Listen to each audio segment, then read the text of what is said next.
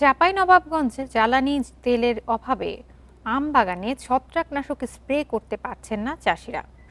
এ বিষয়ে বিস্তারিত জানাতে চাঁপাইনবাবগঞ্জ থেকে যুক্ত হচ্ছেন সহকর্মী ফয়সাল মাহমুদ। ফয়সাল, দেখা যাচ্ছে চাষিরা অভিযোগ করছেন যে কৃষি কার্ড অ্যাপের মাধ্যমে জ্বালানি তেল বিক্রি হচ্ছে বিভিন্ন পাম্পে, কিন্তু যাদের কৃষি কার্ড নেই তাদের আসলে কি ধরনের বিকল্প পদ্ধতিতে আহ, তেল সংগ্রহ করা হচ্ছে বা করছেন তারা?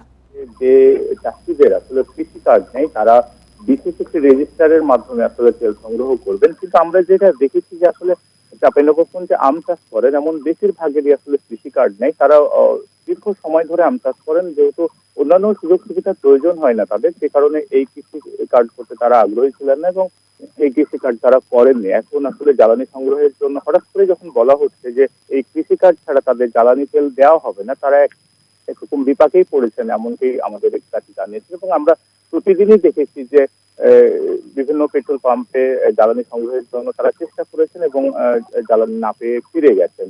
এবং পেট্রোল পাম্প থেকে যেহেতু বলা হয়েছে যে যেহেতু প্রশাসন নির্দেশনা দিয়ে রেখেছে যে কৃষি কার্ড ব্যতীত বা বিশেষ কার্ড ব্যতীত হচ্ছে তাদেরকে জ্বালানি তেল দেওয়া হবে না, এই ক্ষেত্রে আসলে তারা কোনোভাবেই এই জ্বালানি তেলটি সংগ্রহ করতে পারছেন না। আপনি যদি উপজেলা প্রশাসন বা কৃষি কর্মকর্তাদের কথা বলি, তারা বারবারই বলছেন যে তারা বিশেষ একটি রেজিস্টারের মাধ্যমে এই জ্বালানি তেল ব্যবস্থা করে দিচ্ছেন আম চাষিদের, কিন্তু কিন্তু এই রেজিস্টার সংগ্রহের জন্য তাদের আসলে 7 থেকে 10 দিন সময় লেগে যাচ্ছে। প্রথমে সংশ্লিষ্ট ইউনিয়নের যে উপসহকারী কৃষি কর্মকর্তা রয়েছেন তার কাছে যেতে হচ্ছে এবং তার বিশেষ প্রত্যয়ন নিয়ে সেটি উপজেলা কৃষি কর্মকর্তার কাছে যাচ্ছে এবং এই উপজেলা কৃষি কর্মকর্তার পর আবার উপজেলা নির্বাহী কর্মকর্তার কাছে যাচ্ছে সেই রেজিস্টার। এই প্রক্রিয়াটা সম্পূর্ণ হতে 7 থেকে 10 দিন সময় লেগে যাচ্ছে।